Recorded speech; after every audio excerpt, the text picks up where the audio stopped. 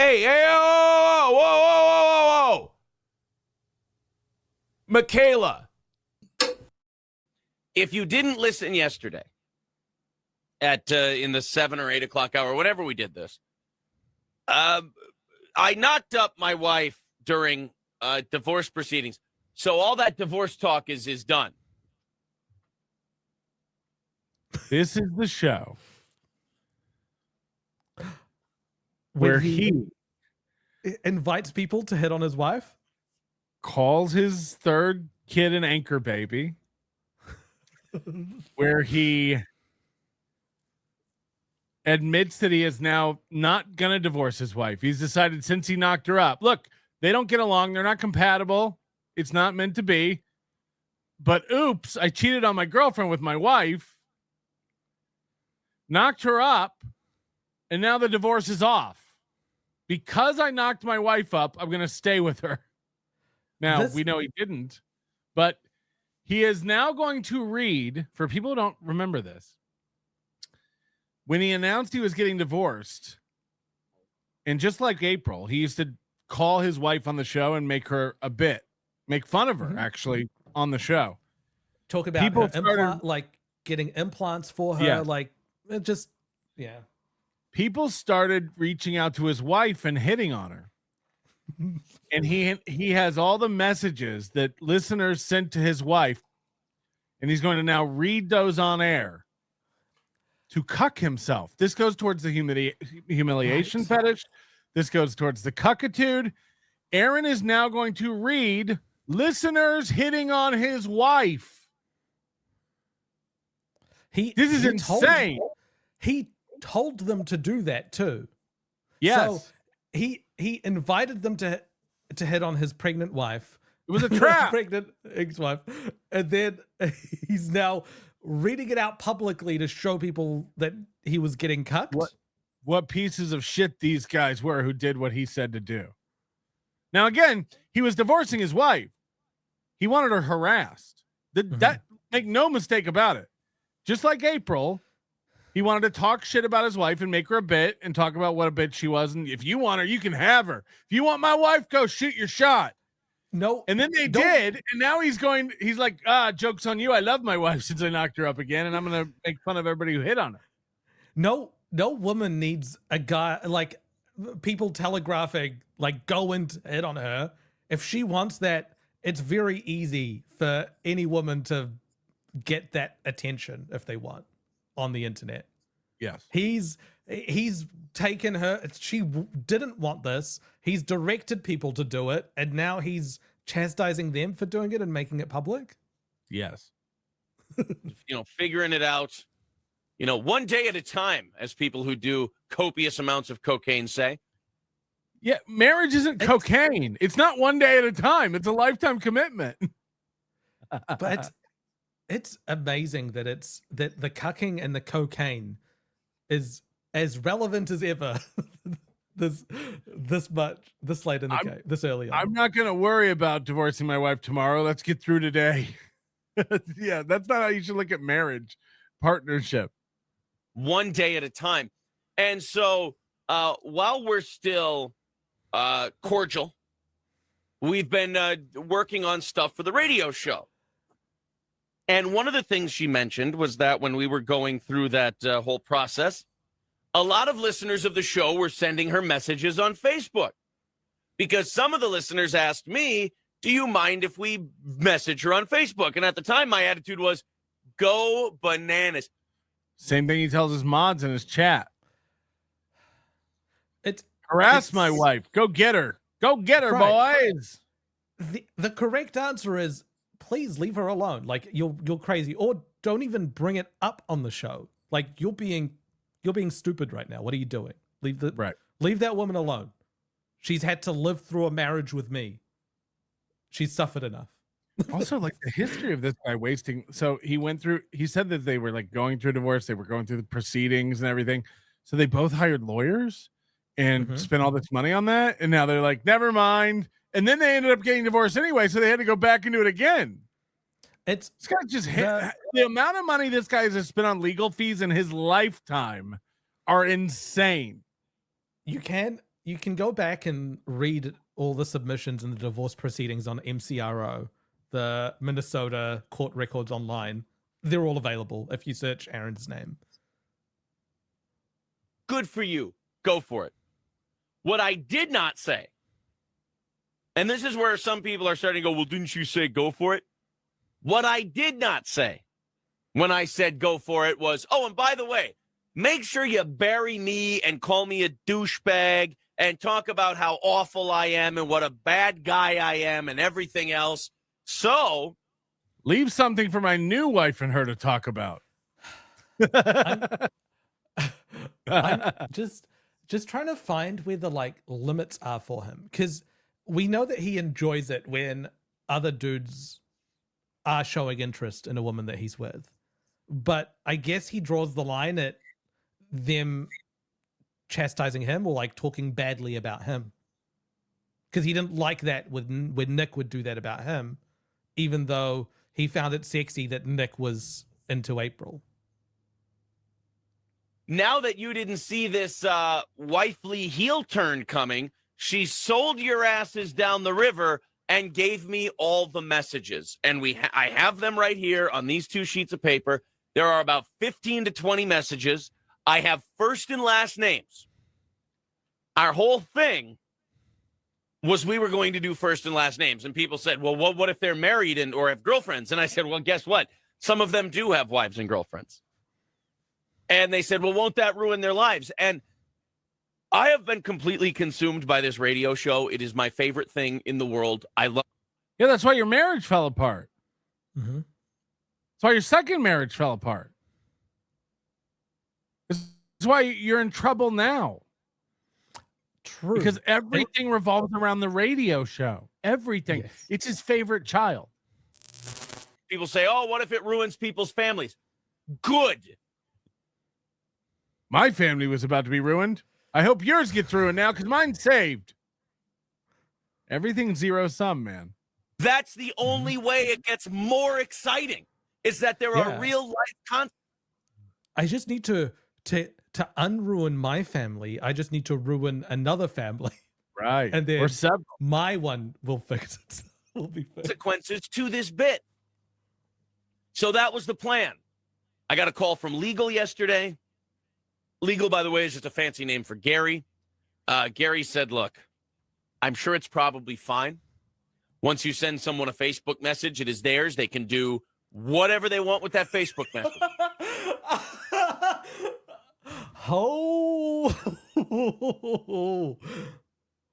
Now he's saying they shared private messages of mine. Huh. So weird. So it's so he is sharing messages from that the person that sent them did not give him consent to share, and the messages were not sent to him either. They were sent to his wife. So messages that were sent to a third party. Here to play. He's right here. He's correct. Yes. But he's not the one being harmed. When someone does it to him, it's like these are private and illegal and I didn't consent and whoa. He's arguing against himself in present day. Yes. Yeah. It can go public if you want it to. By the way, he does that day to day now. He'll argue against yesterday's Aaron and tomorrow's Aaron today. Right. Like that's what Aaron does. According to Aaron's logic at the moment, every message he reads, these people can file an HRO against Aaron. As long as you're not, the only way someone can sue you is if their marriage ended and it costed them a bunch of money and you lied. Okay. If I made something up about someone, like I called someone a pedophile, I said, this person rapes kids. And oh, I cannot wait. This show. I told you I had a good one. This is insane. And then their wife heard that and said, I'm divorcing you. And then he had to pay a bunch of money. And it turns out he doesn't have sex with kids. And he proves he doesn't. Or actually, all he has to prove is that you can't prove that that's true. And he can sue you for everything you've got.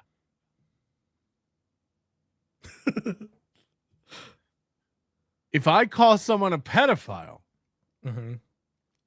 and you can't, and I can't prove that they have sex with children. Mm-hmm. They can sue me for everything I've got. When's the lawsuit? You damaged your reputation based on a lie. If you get your reputation damaged based on something that's completely true and factual, especially if it's in writing, you're screwed.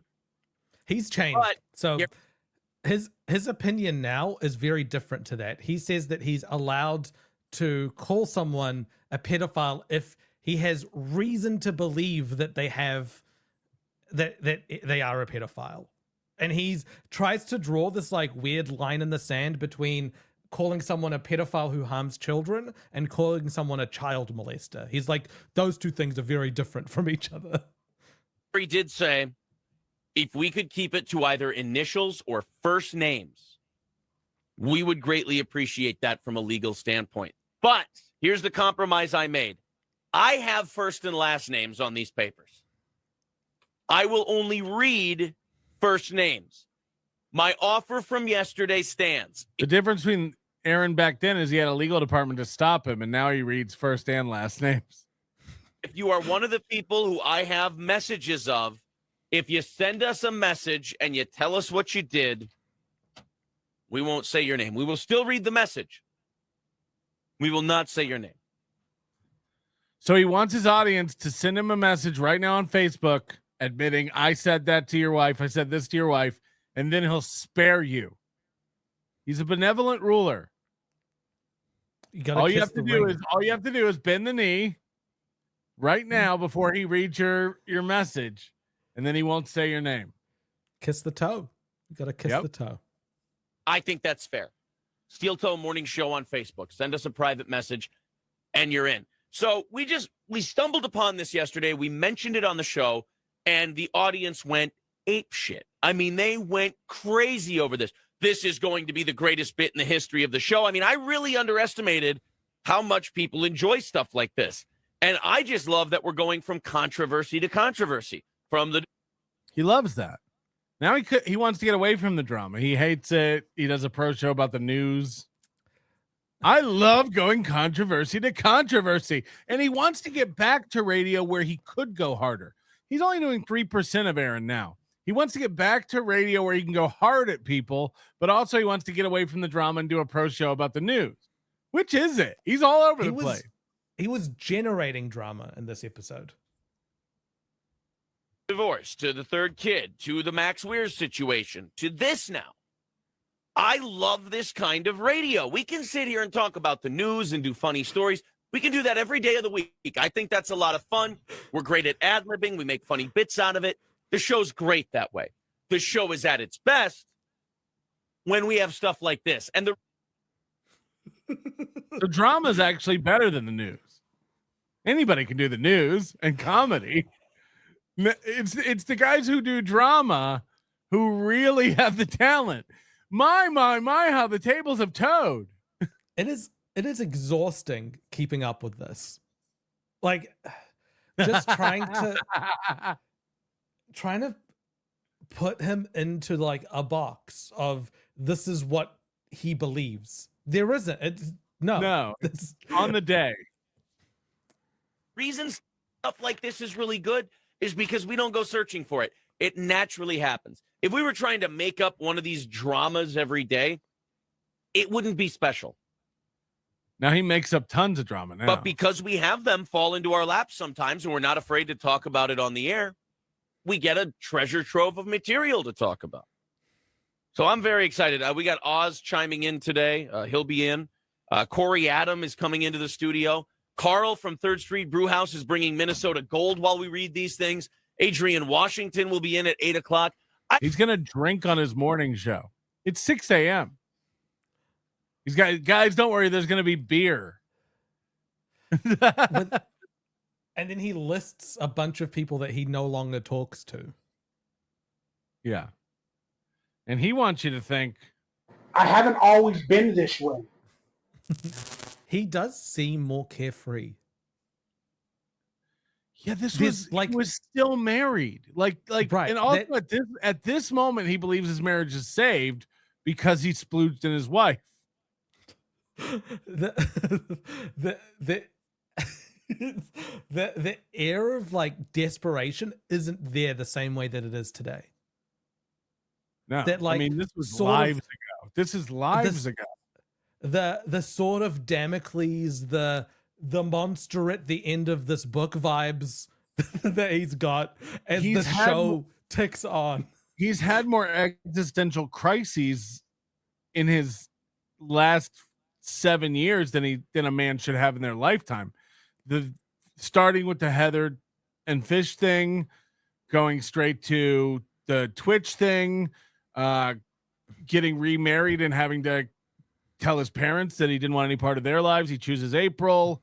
The fight between April and Ashley, the polycule thing, the legal woes, the decline of his YouTube and Rumble show. I mean, this guy is on. It's pins and needles. Again, like you said, he doesn't sleep. He can't sleep. His life is in disarray. It's all over the place. Like I brought it up sort of jokingly, but Grover and the monster at the end of this book reminds me of Aaron. Just this creature begging you not to turn the page, or like, please, like starting to like put bricks and stuff down. Great comparison. Right. I don't know. We'll see what happens. Kimberly says, bury them. Oh, boy. Another person asks if I've seen the moon today. Oh, unfortunately, I have not seen the moon. I'm sorry. Sean writes, is this more about them trying to get with your wife or them trashing you behind your back? I don't get it. This is 100%. Well, no, this is 95% them trashing me behind my back. You know why? Because it's such an anti-dude thing to do. It's such an anti-guy thing to bury someone else, to put yourself over. It's such an anti-guy thing to do, to bury someone else to put yourself over. It is. He is offended as a man that his wife was like, can't you be angry on her behalf? It's like, she doesn't matter in this equation. It's his property that was transgressed on. Let's also not forget, he was cheating on his wife with Slam Piece. He was still fucking his wife, got her pregnant. And now he's got to kick Slam Piece to the curb because he says, I'm going to stay with my wife. He's going through 3 breakups during this pregnancy. So gross and douchey and beta male that I'm really disappointed in a lot of these people. Sending messages to my wife, we probably still would have read that just because there will be a lot of humor in it to hear about how much game you guys don't have. But I think that it's the burial of me that really sends this off into another level. The thing he doesn't get is that if you want to start embarrassing people by reading comments that people are making at your wife, and then that becomes a bit on your show, it becomes a bit on your show. It becomes a dialogue with the listeners. The listeners will start to try to outdo each other and send grosser and grosser things to your wife. You think the messages to his wife stopped after this? Right. No, they would have increased and gotten worse. Jameson writes, he's lucky like Mid-Journey wasn't around back then. He's lucky Doom wasn't around. Aaron, you've had quite a week. I've had a great week. I'm very excited about the week we've been having so far. Max yesterday decided to start playing along a little bit after I think he saw how badly he got ripped apart on that meme thing. And he decided, I guess I'll begrudgingly play along. Said he's down for a charity boxing match. He better be careful when I hold him to that. So he was challenging people to boxing matches before he was boxing. Yeah. Now, he didn't say that guy needs to get safe sport. Just his head will look like a goddamn balloon when I'm done. And then also he goes, this guy's never beat anyone up ever. His record is 0-0 at the moment. See this hack comedian and others at the red carpet open mic on Wednesday. Like he plugged it in the meme thing. It's like, dude, you should have. Here's what's so frustrating. Yeah, that's the right way to handle it, but you should have handled it that way from the beginning. You shouldn't. It's too late now. Everybody hates your guts. Everybody thinks you're worse than a hack. You're a guy who's not funny, who takes it way too seriously. Same old MO.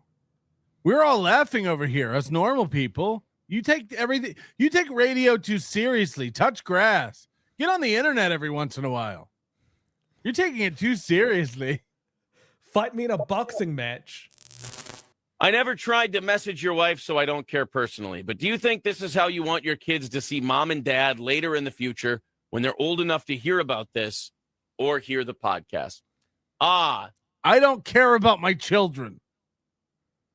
Such is the consequence of being a public figure, sir. Uh-oh. That's one of the things. If you aren't ready for that kind of a thing, then you don't belong in this business. You don't go into radio if you're not ready to sacrifice some things. And sometimes you sacrifice your privacy if you do it right. I mean, if you're a radio and your children's well-being person and I don't have a problem. One day I'll sit down my eldest and I'll show her all these messages that these disgusting men sent to her mother because I directed them to. Maintained your privacy, then you probably haven't been as interesting a radio person as you can be and as entertaining a radio personality as you can be. So I hear you knocking, Dan. I do, but it's just not the way I operate. I operate on a different.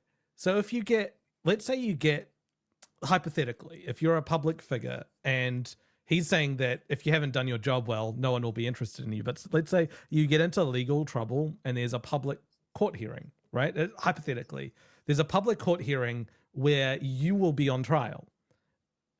Have you done your job as a public figure if people turn up to that? And are they expected to turn up to that?